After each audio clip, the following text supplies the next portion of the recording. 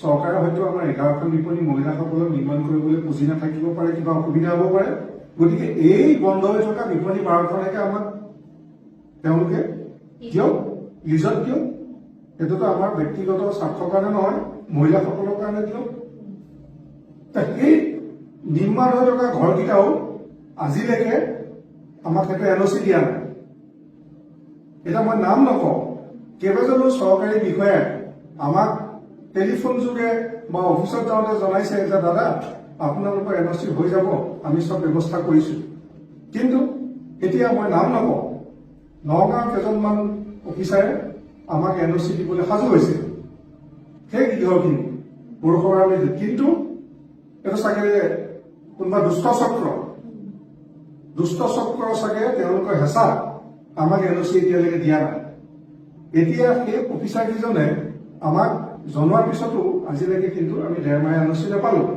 গতিকে সেই বিষয়ে মাননীয় মুখ্যমন্ত্ৰী হিমন্ত বিশ্ব শৰ্মাক আমি অৱগত কৰিছো 24 জুলাই তাৰিখে। তেওঁ আমাক প্ৰতিশ্ৰুতি দিছে যে সেইবিলাক আৰু একো নহয়, এইবিলাক কোনো আপোনালোকক একো কনস্পিৰেচি কৰিব নোৱাৰে। গতিকে মই এইটো বিহিত ব্যৱস্থা ল'ম।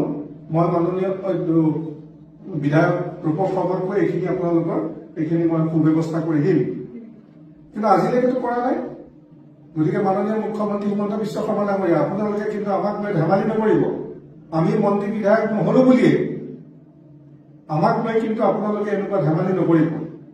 আপুনি এজন জাতীয় চেতনা থকা মুখ্যমন্ত্ৰী, সামাজিক দায়বদ্ধতা থকা মুখ্যমন্ত্ৰী বুলি আমি বিশ্বাস কৰিছো।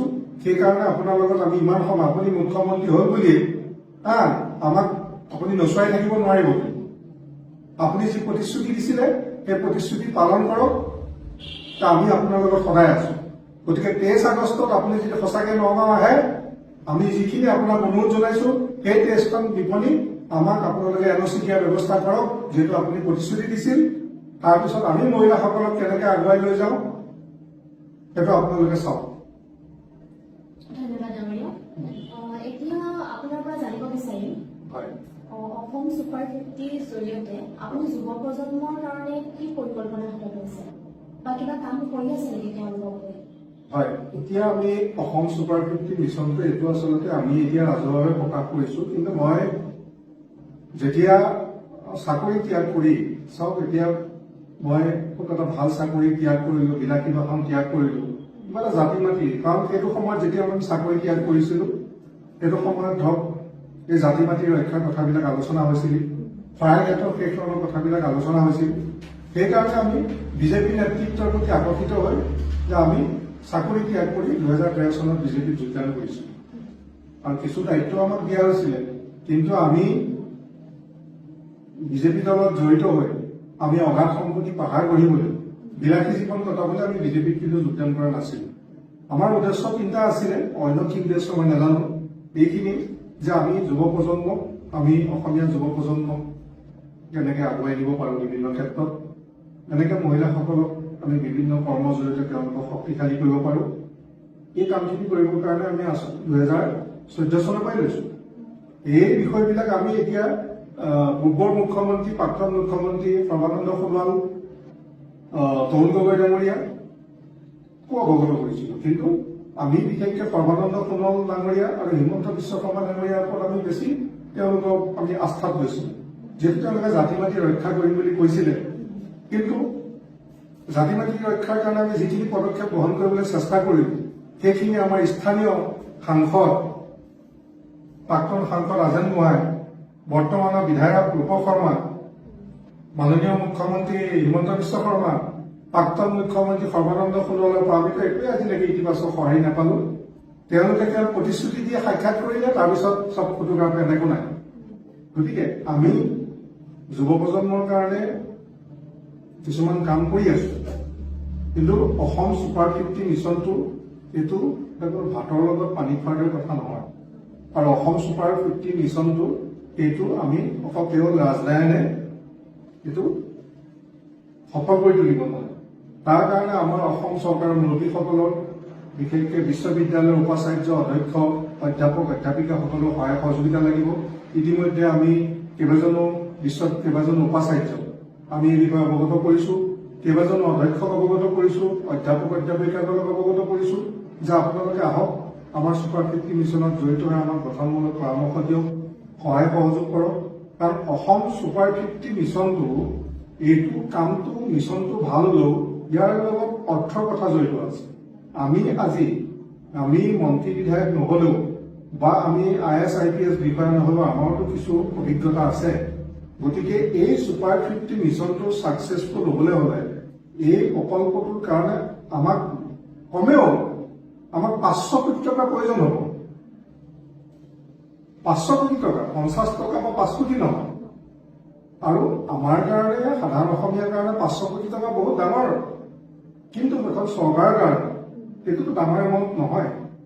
আজি চৰকাৰে ধৰক আপোনাৰ কিছুমান হতকাৰী আঁচনি, বিনামূলীয়া স্কুটি, তাৰপিছতে বিভিন্ন অনুষ্ঠান, অদৰকাৰী অনুষ্ঠান নিৰ্মাণত মতো হাজাৰ হাজাৰ কোটি টকা ব্যয় কৰি আছে। কিন্তু আমাৰ এই ছুপাৰ 50 মিছনটো যদি চৰকাৰে 500 কোটি টকা তেওঁলোকে দিব নালাগে, আমাক 1 লাখেই দি চাওকচোন প্ৰথমে। কিন্তু তেওঁলোকেতো আজিলৈকে এইটো সদিচ্ছা প্ৰকাশ কৰা নাই। আৰু আমি এইটো কৈ আছো যে আপোনালোকে আমাক 500 কোটি হওক, 5000 কোটি টকা আপোনালোকে আমাক নগদ ধন বা আপোনালোকে টকা পইচা আমাক লেনদেন আমাৰ লগত কৰিব নালাগে, আমাক দিব নালাগে। কিন্তু আমাৰ যিখিনি আন্তঃগাঁথনিৰ কাৰণে যিখিনি বস্তু প্ৰয়োজন, আজি চাওক, আজি এই ছুপাৰ 50 মিছনৰ এই কাৰণে আজি আমাৰ এই গৃহতে বা আমাৰ এটা উৰিয়াগাঁও চাৰিআলি ওচৰত আৰু এটা ঘৰ আছে, তাতে আমি ব্যৱস্থাটো কৰিছো। এতিয়া ইয়াতে হওক, ইয়াতে দুটা ঘৰ বা আপোনাৰ উৰিয়াগাঁও চাৰিআলি যিখিনি ব্যৱস্থা কৰিছো, এইটোতো আমাৰ নিজা ঘৰ, কিন্তু চৰকাৰী মাটি বা চৰকাৰী ঘৰ নহয়। এতিয়া আমাৰ এই ঘৰসমূহত ভাড়াতীয়া আছে। আমি প্ৰতি মাহে এই ভাড়াতীয়াখিনিৰ পৰা 2.5 লাখ টকাকে পাই আছো, মানে। কিন্তু জাতি মাটি ৰক্ষাৰ স্বাৰ্থত উপদেশতকে আহিভাল বুলি কথা এটা আছে। গতিকে আমি এই ভাড়াতীয়াখিনি ভদ্ৰভাৱে বিনম্ৰ তেওঁলোকক আমি আমাৰ উদ্দেশ্য কথা কৈ তেওঁলোকক বিদায় দিম। তেওঁলোকে দুখেৰে কৈছে যে আপোনালোকৰ নিচিনা নহলেও থাকিব পাৰে, আমি বহুত ভাল, কিন্তু তথাপিও আমি এটা মহান উদ্দেশ্যৰ কাৰণে তেওঁলোকেও ত্যাগ কৰিলে। এতিয়া প্ৰথম কথা হৈছে আমাৰ নিচিনা সাধাৰণ মানুহৰ এই 2.5 লাখ টকা ভাড়া যে প্ৰতি বছৰে পাইছিল, এইটোতো কিন্তু আমাৰ কাৰণে সাধাৰণ কথা নহয়। কিন্তু আমি ত্যাগটো কৰিছো। কিন্তু নগাঁৱতো বহুত প্ৰভাৱশালী মানুহ আছে, নগাঁৱত বহুত প্ৰাক্তন, বৰ্তমানৰ বহুত বিধায়ক, সাংসদ, ৰাজনৈতিক নেতা, মন্ত্ৰী আছে। তেওঁলোকে এইখিনি ত্যাগ কৰিছে নেকি? প্ৰমাণ কৰকচোন যদি আছে। এতিয়া বিধায়ক হোৱাৰ পিছত, সাংসদ হোৱাৰ পিছত কৰিছে, এইখিনি চৰকাৰী ধৰণে কৰিছে। কিন্তু আমাৰ দৰে ছেভিংছ একাউণ্টৰ পৰা ঘৰৰ ধন ব্যৱহাৰ কৰি তেওঁলোকে জাতি মাটি ৰক্ষাৰ কাম কিবা কৰিছে নেকি? প্ৰমাণ দিয়কচোন। বিশেষকৈ নগাঁৱৰ যিসকল আপোনাৰ বৰ্তমানৰ বা প্ৰাক্তন বিধায়ক, সাংসদ, মন্ত্ৰী আছে, নাই কৰা। কিন্তু আমি সেইকাৰণে আমাৰ সামৰ্থ্য অনুযায়ী আমি যিমানখিনি পাৰো কৰিবলৈ চেষ্টা কৰিছো। আমি চাকৰি ত্যাগ কৰিলো, আমি বহুখিনি ত্যাগ কৰিছো। শেহতীয়াকৈ আমি যিহেতু আমি এই কামখিনি কৰিবৰ কাৰণে আমাক অন্ততঃ 2-4টা ঘৰ লাগিব। আমাক আচলতে কি, আমাক এতিয়া নাই বুলি 5-6 হাজাৰ স্কোৱাৰ ফুটৰ এটা বিল্ডিং লাগে, কিন্তু আমাৰতো নিজৰ সেইখিনি ব্যৱস্থা নাই, চৰকাৰে যিহেতু কৰি দিয়া নাই। গতিকে আমি ভাবিছো কি যে আমি আৰম্ভণিটো আমাৰ নিজৰ গৃহৰ পৰা আৰম্ভ কৰোঁ। এতিয়া ভাড়াতীয়া ধৰক আমি যোৱাৰ ফলত আমি 2.5 লাখ টকাৰ পৰা বঞ্চিত হলো, তাৰ কাৰণে আমাৰ কোনো আক্ষেপ নাই। তাৰ পৰা আমি যিখিনি আপোনাক দেখুৱাইছো যে এইখিনি ব্যৱস্থা কৰোঁতে আমাৰ কেইবা লাখ টকা খৰচ হৈছে।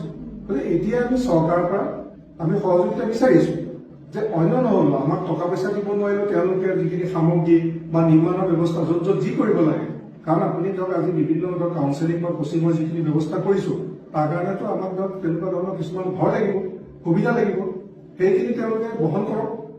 আমাক টকা পইচা দি সহায় কৰিব নালাগে। এতিয়া আমি যুৱ প্ৰজন্মৰ কাৰণে ধৰক আমি এতিয়া বিভিন্ন ধৰণৰ কাউন্সেলিং বা বিভিন্ন ধৰণৰ ব্যৱস্থা কৰিছো, আমি কৰি আছো। এতিয়া আমাৰ আৰু এখন অনুসন্ধান নামৰ বাৰ্তালোচনী আছে। সেই বাৰ্তালোচনীখনৰ জৰিয়তে আমি একাংশ যুৱক লেখক লেখিকা সৃষ্টি কৰিবলৈ চেষ্টা কৰিছো। এইখিনিত কিন্তু কাৰো আমাৰ কোনো অৰিহণা নাই, আমি নিজৰ ব্যক্তিগত ধৰণে আমি প্ৰকাশ কৰি আছো। উদ্দেশ্যটো সেইটোৱেই যে যাতে আমি একাংশ জাতীয় চেতনা থকা যুৱ লেখক লেখিকা সৃষ্টি কৰিব পাৰো। সেইখিনি আমি কৰিছো, 2 বছৰ ধৰি আমি এইখিনি প্ৰকাশ কৰি আহিছো। কিন্তু আমাৰ লেখক হলে নহব। আমাৰ এইটো কথা আপোনাক আজি কৈ থওঁ যে আমি যোনে যি নকৰক, কৃষক হয়, IAS হয়, IPS হওক, লেখক লেখিকা, প্ৰথম কথা আমাৰ মিছনত জড়িত হবলৈ হলে যুৱক যুৱতীখিনি, ছাত্ৰ ছাত্ৰীখিনি জাতীয় চেতনা কিন্তু থাকিব লাগিব। জাতীয় চেতনা যদি নাথাকে, সামাজিক দায়বদ্ধতা নাথাকে, তেওঁলোকে ভৱিষ্যতে IAS IPS, বিধায়ক, সাংসদ, বিজ্ঞানী যিয়ে নহওক কিয় তেওঁলোকে কিন্তু জাতিটো একো কৰিব নোৱাৰে গতিকে আপুনিও নিশ্চয় অৱগত যে বৰ্তমান সময়ত যে লক্ষ লক্ষ